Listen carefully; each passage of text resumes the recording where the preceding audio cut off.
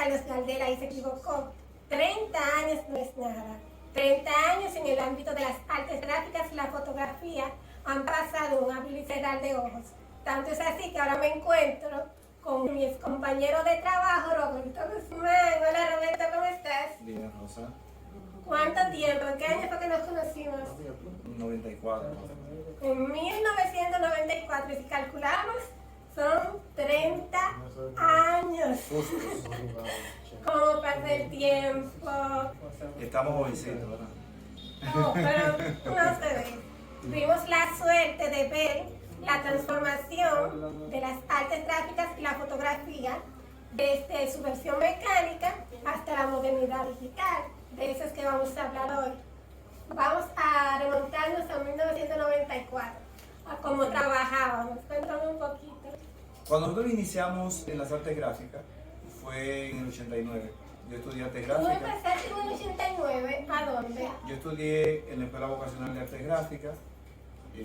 Estaba en la feria ganadera, ahí al lado de la feria ganadera, al lado de la cervecería. Era, en ese momento solamente daba la Escuela Vocacional de Artes Gráficas e ITESA. Infoté después se integró y daba cursos de fotomecánica, pero daba cursos particulares. Luego después ya Infotep lo convirtió en una carrera. El arte gráfica tenía ya otros centros donde se impartía. Nosotros vimos esa transición de lo que fue digamos, la impresión directa, que se imprimía con chándel, el estampado, pero nosotros lo que estudiamos fue impresión ósea. Se vendía la impresión ósea como cuando pasamos de la fotografía análoga a la digital.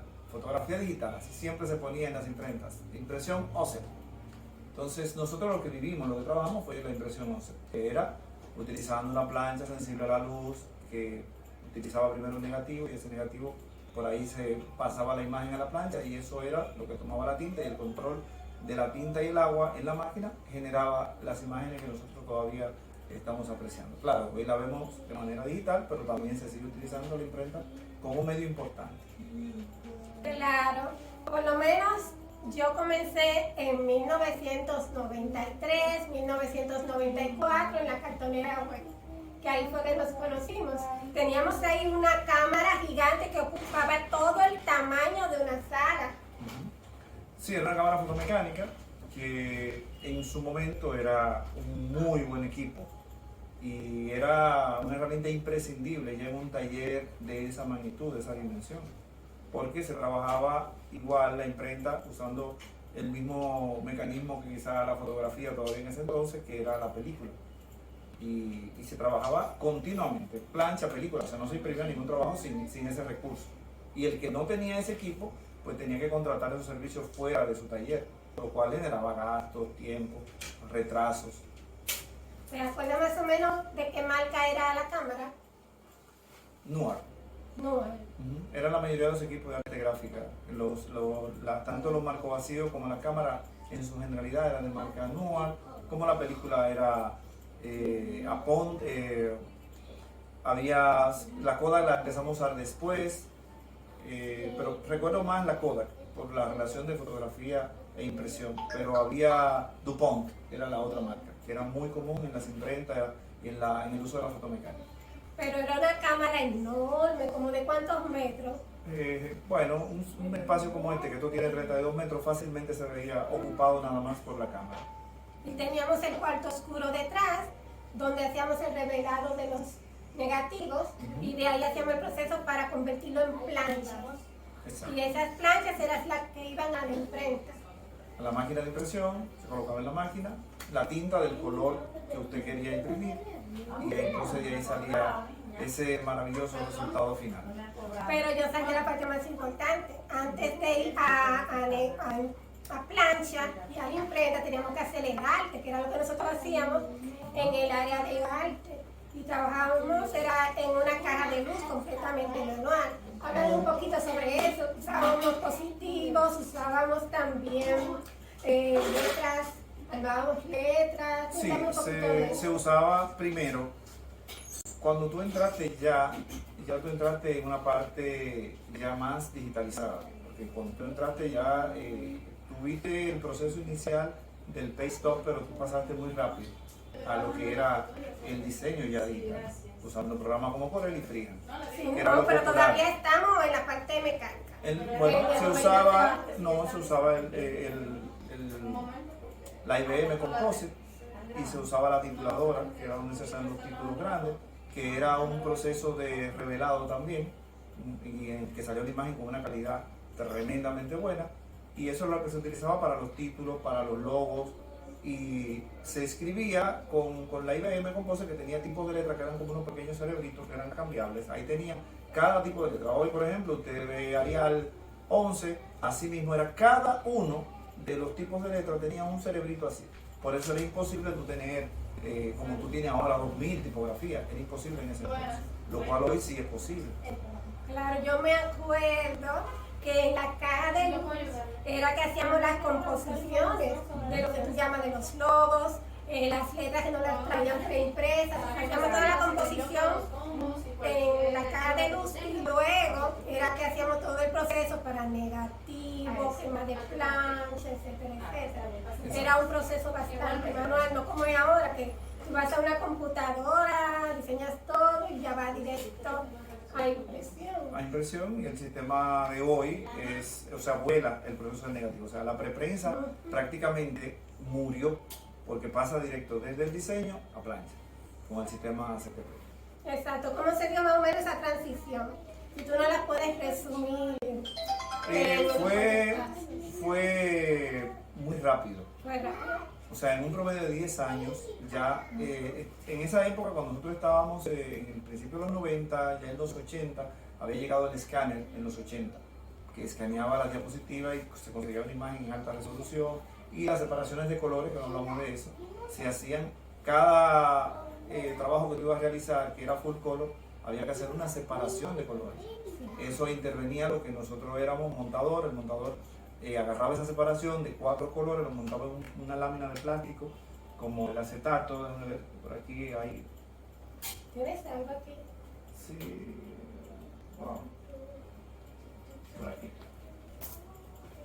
Como que está en vivo. Dios. Ah, bien, la plancha de. Ah, mira aquí. Aquí tenemos pero teníamos. ¿Y ahí en el acetato? Ah, mira lo que. Ah, mira, ahí era que hacíamos el montaje en Se esos usaba acetatos. una lámina así, Ajá. al tamaño, dependiendo del tamaño de lo que usted fuera a imprimir y la máquina en la cual fuera a imprimir. Entonces se montaba la separación de colores en una lámina de acetato que tenía unos pins que se ponchaban y establecían un registro. Se usaba, las herramientas imprescindibles de un montador era una lupa, un portacinta con cinta roja y transparente, una cuchilla o bisturí y una tijera. Y la Eso. mascarilla. La mascarilla y el amarilla. ulano. Ajá. Eso ya era con lo que se trabajaba, básicamente un montador. Entonces ahí se montaba en esta lámina y se conseguía registrar eso para que esos 4 colores, cuando fueran a plancha y posteriormente a máquina, registraran. Registrar es que coincidan en el mismo punto. Claro. Son de una sola.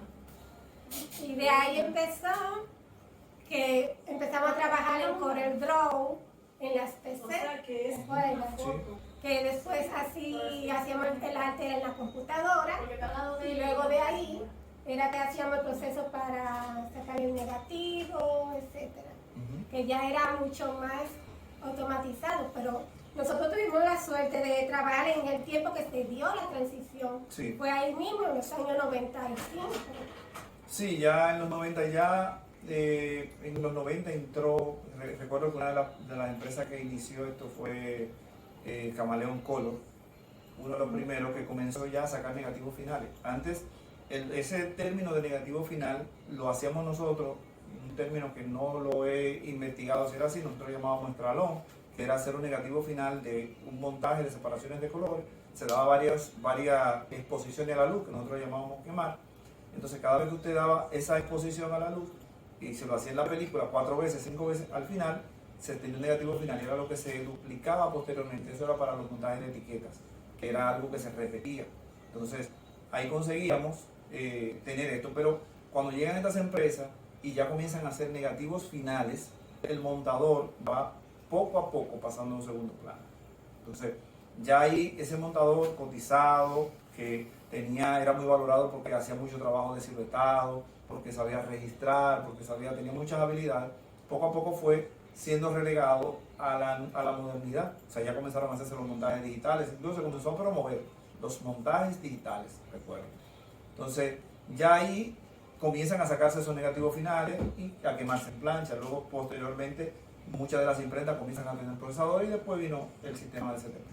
Para hacer un paralelo con la fotografía, en ese tiempo las cámaras fotográficas también eran mecánicas, reflex, de negativo. Sí.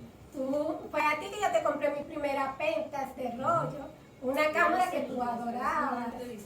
Cuéntame un poco el proceso para que conozcan, los que no conocieron la cámara mecánica, ¿cómo era? La cámara mecánica, tenemos una aquí. El sistema era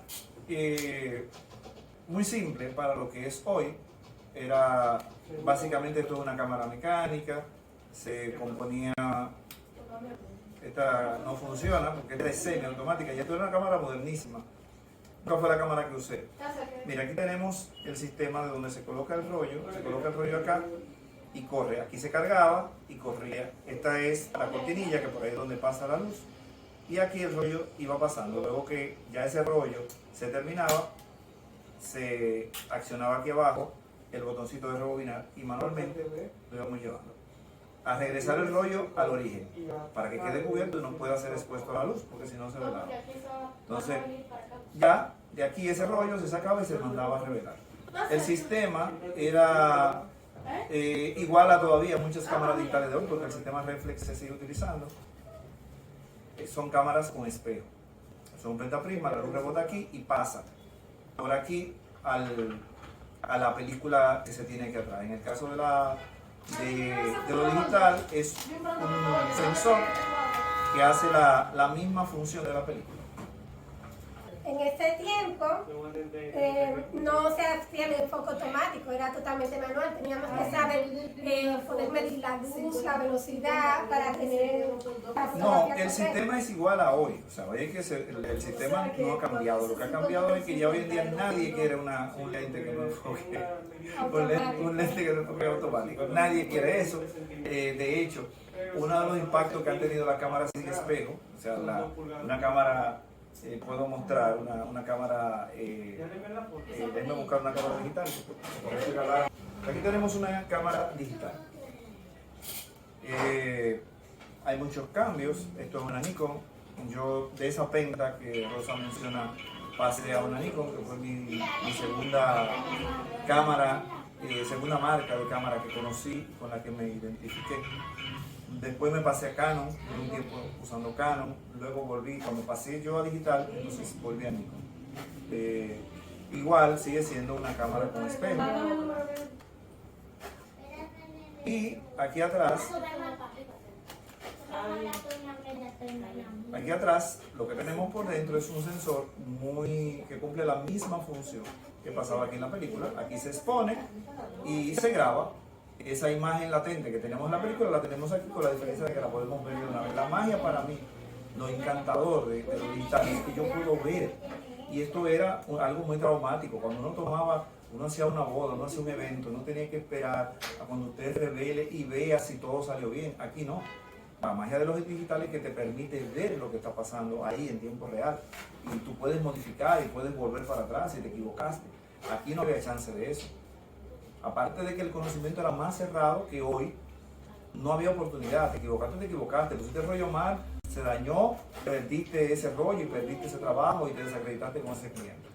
Bueno, en ese tiempo estaban las películas Kodak, que tú las mencionaste en un momento, que eran hasta ISO 100, 400, 800, pero que tenían pocos tiros. Había una que venía como de... No, 24-36 y la 120 de 12. O sea, un fotógrafo profesional tenía que medir muy bien, porque si no, se le iba a ir el dinero en rollo. Tenía que ser más puntual. Hoy en día uno hace ráfaga de fotos. O sea, sabe que uno va ahora a un evento y uno hace 300 fotos como nada. Sí. Pero antes usted lo pensaba para hacer 300 fotos, porque tenía un costo mayor. Y el otro encanto de lo digital, aparte de que tú puedes ver eso que tú mencionas del ISO, que tú puedes aquí subir el ISO como tú quieras. Antes tú Tiene tenías que una tener, limitación. tú tenías ISO 100, una película, ISO 200, una película, y así sucesivamente. A veces, ¿qué hacía yo, por ejemplo, en una boda? Compraba un ISO 100, o sea, 4 o 5 rollos ISO 100, uno ISO 400 o 2 para la foto de la iglesia y uno blanco y negro. Entonces, para algunos efectos especiales, hacer un sepia o algo, tenía mi foto blanco y negro y entonces tenía esa cantidad de rollo. Aquí eso no pasa nunca, o sea, en digital, ay, espérate, déjame subir un poquito el ISO y ya, y no pasa nada. Todo eso está controlado. Usted lo único que tiene que tener es una cuanta tarjeta de memoria. Usted anda, como ando yo, con 8 o 10 tarjetas de memoria y usted tiene trabajo para 2 días, tomando fotos en cantidad. Lo para antes eso no pasaba. No, y que hay que ser previsor, andar también con varias pilas, porque estas no usaban pilas, baterías, pero estas sí, estas se descargan. Si tú cometes el error de salir con poca batería o sin un repuesto, te puedes quedar sin carga. Eso era una ventaja que teníamos con esta, que esta no se descargaba. Sí, las iniciales, porque ya por ejemplo en este caso de esa es una semiautomática, esa usaba una pilita, pero eso duraba muchísimo. Yo cuando yo incluso tuve películas Canon, ya era de la línea EOS, que ya usaban batería, y yo en mi bulto tenía una ahí siempre. Siempre se me acababa y compraba la otra y la tenía ahí porque trabajando que se le va a acabar. En el caso de lo digital, uno siempre lo que hace es que cuando va a salir, carga las 2 baterías y se las lleva. Pero una batería de estas te da 1000 disparos. O sea que tiene que ser muy descuidado para que en medio de una actividad no te dé. O sea, yo me llevo la otra, pero no la uso. La llevo como respaldo para tener tranquilidad espiritual. Pero yo cargo mis 2 baterías y eso me da una sola, me cubre todo y vengo con batería de ella para acá. No, y a veces la memoria también falla, porque uno tiene una memoria extra también. No, esa es otra cosa que una cámara profesional debe tener, que es este encanto. La doble ranura de tarjeta, porque cuando tiene la doble ranura de tarjeta, pasa un error aquí, esa memoria se te dañó, pero tú tienes un backup aquí. Entonces, eso es algo importante en una cámara profesional, que tú tengas siempre ese backup ahí. Mira, esta me la aprendí yo ahora. Yo no había visto la doble ranura. Ajá. La doble ranura te da esa libertad, que todas las baterías, las tarjetas se te van a dañar trabajando. Todas, porque usted la compró para trabajar. Entonces, a raíz de eso, tiene que tener algo que te dé esa seguridad, porque si no, vas a gastar mucho dinero. En el momento que te dé un palo esa tarjeta de memoria, vas a tener que ir a un sitio especializado, posiblemente si tú no pudiste recuperarla, y es costoso. Recuperar esos gigas es muy costoso. Claro. Entonces, volviendo a las artes gráficas, empezamos primero con las PC con Corel. Macintosh. Llegaron las máquinas.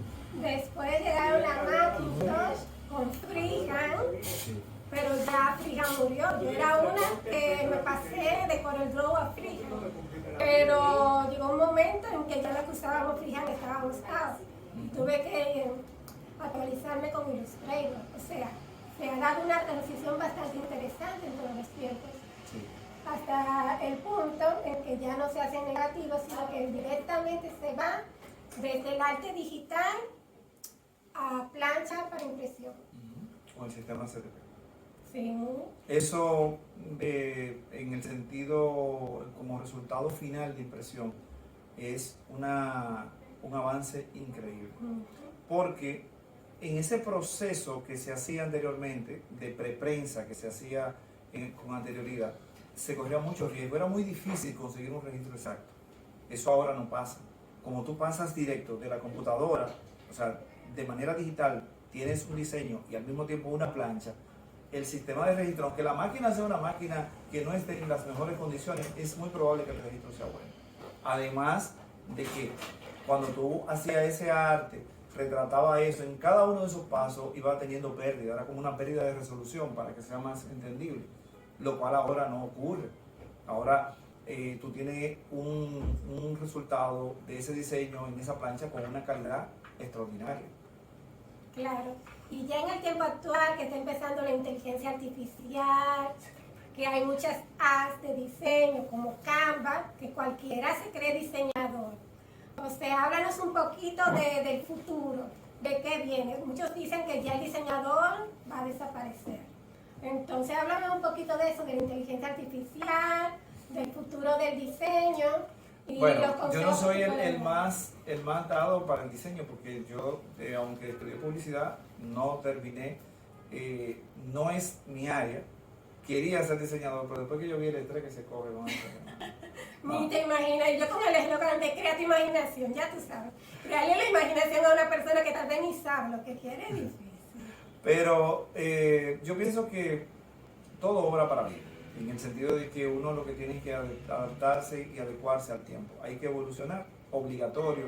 A veces las personas nos estacionamos en un punto de comodidad, como le llaman ahora, zona de confort. Y en ese punto de comodidad no nos deja crecer. Siempre una marca tiene que tener un buen diseñador, o sea, una marca no va a buscar a un niño para que le haga los canvas. Tienen su diseñador. Claro. Lo que pasa es que ya lo están usando integrados en la empresa. Estamos como usando poco las publicitarias externas. Sí, eso es otra historia, o sea, la evolución que tuvo la publicidad y de la mano el diseño de finales de los 70 a 2000, digamos, principios del 2000, cuando comenzaron ya la gente a través de tener ellos la posibilidad de diseñar en su casa un freelance, entonces las publicitarias perdieron, por ejemplo, ahí las publicitarias fueron afectadas. Hoy el diseñador quizá tiene menos demanda, pero no es por el diseño en sí. Lo que pasa es que el medio más importante para el diseñador en su momento era la imprenta. Y la imprenta, fruto de la digitalización de todo, ha bajado significativamente. Un periódico imprimía 80.000 ejemplares, cuando imprime hoy unos pocos, porque ya tenemos todos los periódicos digitalizados. Entonces, eso es lo que ha hecho que el diseñador baje un poco su demanda para fines de impreso. Pero siempre un creativo que se va a necesitar. Ese creativo hoy tiene otros requerimientos, tiene quizás que dominar más edición, dominar un poquito más Photoshop. Las herramientas están ahí, pero es para facilitarnos la vida y para que nos ganemos más rápido el dinero. Porque si ahora es más fácil hacerlo, pues el dinero te lo va a ganar más rápido. Entonces yo así es como lo veo. Y uno no estacionarse en un punto, como decía ahorita igual, un punto de comodidad en que ¿qué hay en mi área que yo necesite para mejorar? Comprarme una tablet para que mi flujo de trabajo sea más rápido. Bueno, pues tengo que comprarme una tablet. Porque si eso va a contribuir a que yo saque más rápido el trabajo, pues tengo que hacerlo. Bueno, el celular antes no tomaba fotos, ahora un celular te toma fotos, te Pero graba yo videos, no te me- edita, diseñas. Pero eso a mí, como fotógrafo, por ejemplo, a mí, yo no me siento... claro que hay un público que antes iba a ir donde ti por obligación, que ahora no va, pero eso a mí no me asusta. A mí eso no me asusta. ¿Por qué? Porque yo estoy seguro de lo que yo ofrezco. Y lo que yo ofrezco siempre va a ser superior a una foto que va a ser primero un aficionado y segundo con una herramienta limitada, porque el celular sigue siendo una herramienta limitada. Yo comparo el celular como cuando éramos fotógrafos de película y la gente tenía su camarita Kodak. Él va a hacer fotos. Claro, la fotografía es un encantador, él en ese momento hacía fotos, pero nunca iba a ser igual a una fotografía realizada por un profesional, que se supone que tiene un criterio, que tiene una preparación, que tiene un equipo profesional Y una experiencia. y una experiencia de vida. Tiene una hoja de vida ahí que presentar y sus trabajos van a hablar por él. Entonces, en nuestro mundo digital de ahora, tenemos complementando con las redes, una buena página web, que es nuestra oficina virtual. Entonces, tenemos que integrarnos al mundo digital de estos temas. Y por último, algún consejo para las personas que quieran integrarse a la fotografía. Yo puedo decirle que para mí la fotografía es algo apasionante, es algo hermoso. Cada día uno descubre cosas nuevas, cada día se enciende, por lo menos para mí es como una chispa que se enciende todos los días. Esto es como un vicio, cuando usted llega y se metió en este mundo, mire, si usted realmente ama la fotografía, jamás se despega de él, porque como que se hace como un adhesivo entre la mano y la cámara. Cada vez es menos por el uso del celular. Por ejemplo, antes uno viajaba con la primera cosa que uno en vez de la ropa interior echaba en la parte de dentro del cepillo era la cámara. Hoy eso ha contribuido a que no, es verdad, realmente lo del celular. Pero la fotografía es apasionante, siempre yo aplico en la vida en la fotografía, en los conceptos de iluminación. Yo hasta para aparcar mi carro utilizo la iluminación que he aprendido a través de la fotografía. Hacia dónde se pone el sol en la tarde, hacia dónde se pone en la mañana, por dónde sale, ¿verdad? En la mañana, por dónde se oculta. todo eso yo lo aplico hasta para bañarme en la playa. Yo tomo en cuenta la dirección del sol y eso lo aprendí de la fotografía. O sea que esto es fascinante. Importante también, el que va a iniciar tiene que tener en cuenta hoy en día que la fotografía ahora, o sea, el tema de las cámaras está en una etapa de transición. O sea, de estas cámaras reflex estamos pasando poco a poco, migrando a las cámaras mirrorless, que dan también más facilidades. Dan la fotografía con más puntos de enfoque, con enfoque al ojo, te puedes equivocar menos incluso en las mirrorless. Las mirrorless le están poniendo la vida fácil y para fines de video es lo ideal, porque ya cámaras como Nikon, que no eran tan efectivas en el tema del autofoco, por eso no eran tan preferidas con el video, ya lo están. Las Sony, que son espectaculares, la Canon, la Fuji, la Olympus, cualquiera de esas marcas importantes, relevantes, en mirrorless usted puede invertir su dinero porque es una apuesta segura. Para finalizar, para invitar a todos tus amigos a que te sigan en las redes. Yo estoy en las redes como Roberto Guzmán, pero en los últimos tiempos, después que estamos trabajando en el estudio, hemos decidido siempre publicar más en el estudio, en el Instagram del estudio, que se llama Retratos Photo Printing. Ahí estamos, solamente tenemos Instagram, Retratos Photo Printing. Bueno, ya saben, amigos, donde encontrar a Roberto, los invito a seguirlos y muchas gracias por dejarnos entrevistarte en tu estudio. Me alegro mucho que estés progresando en el área de la fotografía y que puedas comer de ella. Gracias.